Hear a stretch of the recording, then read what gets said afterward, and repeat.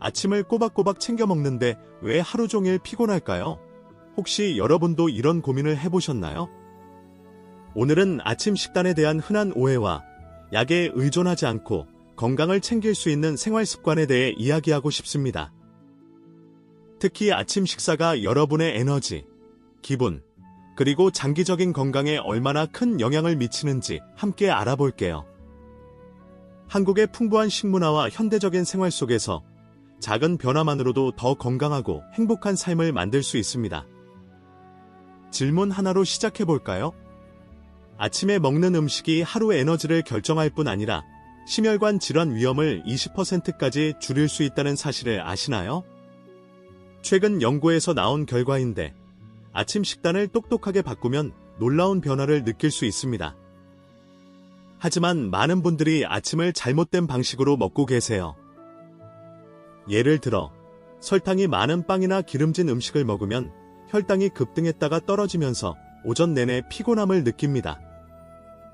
또는 아침을 거르거나 너무 가볍게 먹으면 몸이 필요한 에너지를 얻지 못해요. 오늘은 50대 이상 분들에게 맞는 아침 식단의 오해를 풀고 한국 문화에 맞춘 실질적인 팁을 드리겠습니다. 먼저 아침 식단의 중요성부터 이야기해 볼게요. 50세가 넘으면 신진대사가 느려지고 고혈압, 당뇨, 골다공증 같은 문제가 흔해집니다. 아침은 이런 문제를 예방하는 첫걸음이에요. 한국에서는 아침으로 밥, 김치, 된장국 같은 전통 식사를 드시는 분들이 많죠. 하지만 여기서 오해가 생깁니다. 밥을 먹으면 든든하다고 생각하시지만 백미와 짠 반찬 위주의 식사는 혈당과 혈압을 올릴 수 있어요. 인천에 사는 62세 환자를 예로 들어볼게요. 매일 아침 백미와 김치, 고추장찌개를 드셨는데 오전이면 늘 피곤하고 졸리다고 하셨어요. 혈당 수치를 확인해보니 아침 식사 후 급등하는 패턴이 보였습니다. 저는 한국적인 재료로 더 균형 잡힌 식단을 제안했어요. 어떤 식단이 좋을까요? 아침에는 섬유질, 단백질, 건강한 지방이 균형 잡힌 식사를 추천드립니다. 예를 들어 현미나 잡곡밥에 미역국, 두부구이, 그리고 저염 김치를 곁들여 보세요. 미역은 칼슘과 요오드가 풍부해 뼈와 갑상선을 건강하게 유지합니다.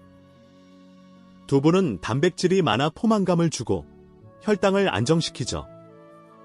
만약 밥보다 가벼운 걸 원하신다면 오트밀에 견과류와 블루베리를 넣고 옆에 삶은 달걀과 채소를 드셔보세요. 달걀은 단백질과 비타민 D의 훌륭한 공급원입니다. 중요한 건 설탕이 많은 시리얼이나 기름진 튀김을 피하는 거예요. 이런 음식은 에너지를 빨리 소모시켜 오전의 졸림을 유발합니다. 하루 식단 예시를 드릴게요. 아침에는 현미죽에 버섯과 채소를 넣고 저염 김치와 삶은 달걀을 곁들입니다. 점심으로는 잡곡밥, 고등어 구이, 쪄낸 브로콜리와 당근을 드세요. 고등어는 오메가-3가 풍부해 심장 건강에 좋습니다.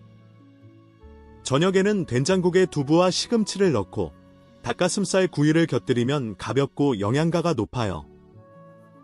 물을 충분히 마시고 커피나 탄산음료 대신 보리차나 오미자차를 드시면 소화와 신장 건강에 도움이 됩니다.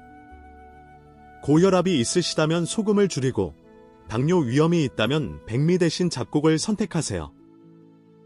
떡볶이나 불고기를 좋아하신다면 양을 줄이고 채소를 많이 곁들여 즐기세요. 저는 환자들에게 늘 말합니다. 좋은 식사는 조화로운 음악과 같아요. 모든 재료가 어우러져야죠. 팁 하나 더 드릴게요. 서울 광장시장이나 부산 자갈치시장 같은 전통시장에서 신선한 재료를 사보세요. 신선한 미역, 고등어, 채소는 아침 식사를 더 맛있고 건강하게 만듭니다. 시장은 단순히 장보는 곳이 아니라 지역사회와 연결되는 공간이에요. 아침 식사를 준비하면서 가족과 이야기를 나누거나 시장에서 이웃과 인사하는 작은 순간들이 하루를 더 풍요롭게 합니다. 아침 식단을 잘 챙겼다면 이제 몸을 움직이는 걸 이야기해 볼까요? 50세 이후 근육과 관절 건강은 점점 더 중요해집니다. 많은 분들이 나이 들었는데 무슨 운동이야 라고 생각하시지만 사실 가벼운 활동만으로도 큰 차이를 만들 수 있어요. 하루 30분, 주 5일 걷기만 해도 심혈관 건강이 개선되고 골다공증 위험이 줄어듭니다. 대구에 사는 68세 환자를 예로 들어볼게요. 무릎 통증 때문에 운동을 피하셨는데 저는 동네 공원에서 15분씩 천천히 걷는 것부터 시작하라고 권했어요. 몇 달 뒤 통증이 줄었고 동네 문화센터에서 요가 수업까지 들으시더라고요. 지금은 가족들과 함께 산책을 즐기시며 더 건강해지셨어요. 한국은 운동하기 좋은 환경이 정말 많아요. 서울에 계시다면 한강변에서 아침 산책을 해보세요. 맑은 공기와 강물 소리가 하루를 상쾌하게 시작하게 해줍니다. 부산에서는 해운대 해변에서 걷거나 간단한 스트레칭을 추천드려요. 조용한 곳을 좋아하신다면 남산공원이나 경의선 숲길에서 여유롭게 걸어보세요. 가벼운 태권도나 요가는 유연성을 높이고 스트레스를 줄이는 데 좋아요. 중요한 건 여러분이 즐기는 활동을 찾는 겁니다. 정원 가꾸기를 좋아하시면 그것도 훌륭한 운동이에요. 새로운 걸 시도하고 싶다면 동네 문화센터에서 춤이나 체조 수업을 들어보세요. 운동은 신체뿐 아니라 숙면과 기분에도 큰 도움을 줍니다. 예를 들어 아침에 20분 산책을 하면 혈액순환이 좋아지고 오전 내내 에너지가 넘칩니다. 저는 환자들에게 이렇게 말해요. 몸을 움직이는 건 하루를 깨우는 가장 좋은 방법이에요. 아침 식사와 운동으로 몸을 깨웠다면 이제 마음을 다스리는 법을 이야기하고 싶습니다. 의사로서 저는 정신건강이 신체 건강만큼 어쩌면 그보다 더 중요하다고 봅니다.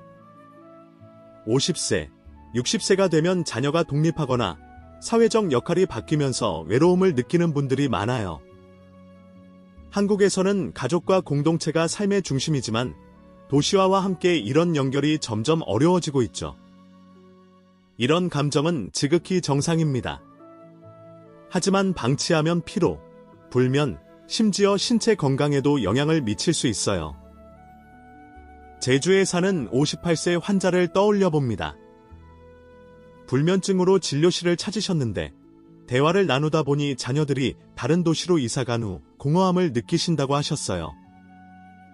저는 동네 문화센터에서 도예 수업을 들어보라고 권했어요. 처음엔 시간을 보내기 위해 시작하셨지만 몇 달 뒤 수면이 좋아졌고 새로운 친구들과 창작의 즐거움을 찾으셨습니다. 이게 바로 정신건강의 힘입니다.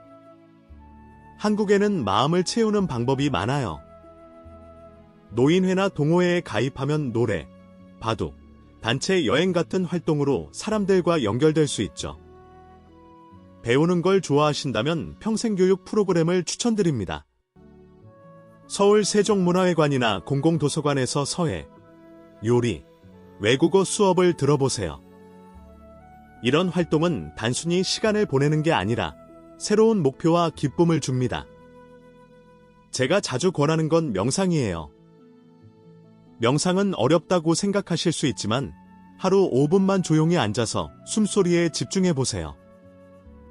마음이 한결 가벼워질 겁니다. 해인사나 불국사 같은 절에서는 단기 명상 프로그램을 제공하니 초보자도 쉽게 시작할 수 있어요. 집에서는 발코니에 앉아서 오미자차를 마시며 새소리를 들어보세요. 그 순간이 힐링입니다. 또 하나 중요한 건 감정을 나누는 거예요.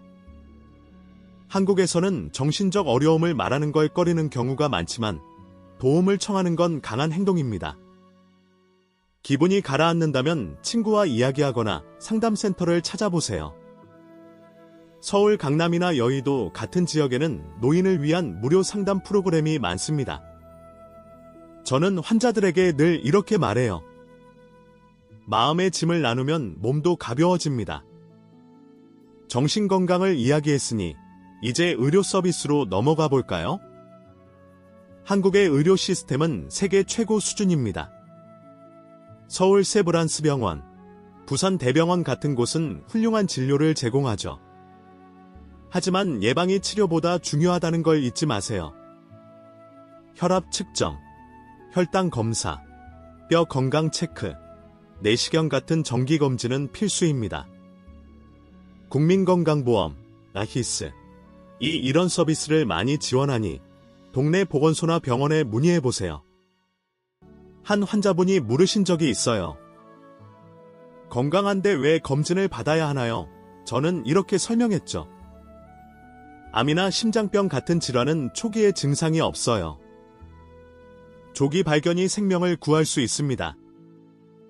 아산병원 같은 큰 병원에서는 영양 강의나 무료 안과 검진 같은 프로그램을 제공합니다. 대구, 부산에서도 지역 보건소가 건강검진을 진행하니 기회를 놓치지 마세요. 하지만 여러분이 자신의 몸을 가장 잘 아는 의사라는 걸 잊지 마세요. 피로가 계속되거나 관절이 아프다면 괜찮겠지라고 넘기지 말고 병원을 찾으세요. 약을 처방받았다면 지시대로 따르시되 건강한 아침 식사, 운동, 정신관리와 병행하는 게 중요합니다. 예를 들어 아침에 현미죽과 채소를 먹고 20분 산책을 하면 약의 효과가 더 좋아질 수 있어요. 저는 환자들에게 이렇게 말합니다. 약은 도구일 뿐, 여러분의 생활습관이 진짜 치료자예요. 이제 신체와 정신을 다뤘으니 건강의 마지막 퍼즐 조각인 사람들과의 관계를 이야기하고 싶습니다. 의사로서 저는 좋은 관계를 유지하는 분들이 더 오래, 더 건강하게 사신다는 걸 봐왔습니다. 한국에서는 가족과 공동체가 삶의 중심이죠. 추석에 모여 밥을 먹거나 이웃과 음식을 나누는 모습은 우리의 힘입니다. 하지만 나이 들수록 이런 연결을 유지하기 어려울 때가 있어요. 혼자 사시거나 자녀가 멀리 있다면 더 그렇죠. 그래도 작은 노력으로 새로운 관계를 만들 수 있습니다. 진주에 사는 70세 환자를 예로 들어볼게요. 고혈압으로 진료를 받으셨는데 자녀들과 자주 못 만나 우울해하셨어요. 저는 지역 등불 축제를 준비하는 자원봉사에 참여해보시라고 권했죠. 몇 달 뒤 혈압이 안정됐을 뿐 아니라 동네에서 활력 넘치는 분이 되셨습니다. 이 나이에 이렇게 행복할 줄 몰랐어요 라고 하시더라고요. 여러분도 비슷한 기회를 찾으실 수 있어요.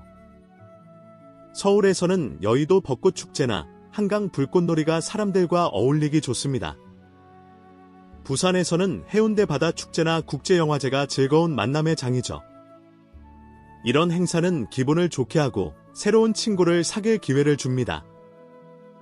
조용한 활동을 좋아하신다면 취미 모임도 좋아요. 광주에는 아리랑을 함께 부르는 동호회가 있고 대전에서는 가벼운 등산 모임이 활발합니다. 전통 체험도 추천드려요. 한복을 입고 떡을 만들거나 윷놀이를 하면 문화에 대한 자부심과 함께 사람들과 가까워질 수 있습니다. 가족도 잊지 마세요. 자녀가 바빠도 짧은 전화 한 통, 주말 식사 한 번이 마음을 따뜻하게 합니다. 손주가 있다면 옛날 이야기를 들려주거나 김치를 같이 담가보세요. 그 순간은 여러분뿐 아니라 다음 세대에게도 소중합니다. 이제 오늘 이야기를 정리해볼까요? 아침 식사는 하루의 에너지를 결정합니다. 현미, 미역, 두부 같은 재료로 균형 잡힌 식사를 하면 피로 없이 하루를 시작할 수 있어요. 한강 산책, 요가, 정원 가꾸기 같은 가벼운 운동은 몸과 마음을 깨웁니다. 명상, 동호회, 상담으로 정신 건강을 챙기고 정기검진과 한국의 훌륭한 의료 시스템을 활용하세요. 그리고 가족, 친구, 이웃과의 연결이 건강을 완성합니다. 작은 변화 하나하나가 큰 건강의 발걸음입니다. 오늘 저녁 채소를 더 먹거나 오랜 친구에게 전화해보세요. 그게 여러분에게 주는 선물입니다. 마지막으로 부탁드릴게요. 이 영상이 도움이 되셨다면 좋아요를 누르고 사랑하는 분들과 공유해주세요. 댓글로는 여러분의 건강 이야기를 들려주세요. 새로 시도한 아침 식단이나 산책한 곳이 있으면 꼭 공유 부탁드릴게요. 의사로서 여러분의 이야기가 궁금합니다. 함께 해주셔서 감사합니다. 늘 건강하고 행복하시길 바랍니다.